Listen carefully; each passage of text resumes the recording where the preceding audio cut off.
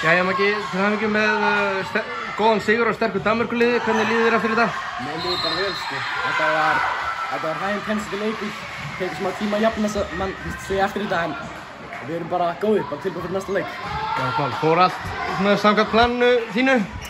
Já, maður vildi kannski setja þess með leik og en því sem maður var bara fínt í vörninni og það bara góð stemmar í manni sko. Góða mál. Eitthvað sem kom þér á óvart við danska liðið? Já, ég hélt sko þeir væru aðeins sterkari, ef ég sé alveg hreinskilinn. Ég hef keppt á móti nokkrum áður, bara frábæri skotmenn og allt það, en þeir voru ekki að sýna mig hvað geta þessum leik sko. Eitthvað sem þú þurftir að breyta í þínum leik fyrir leikina móti Eistum?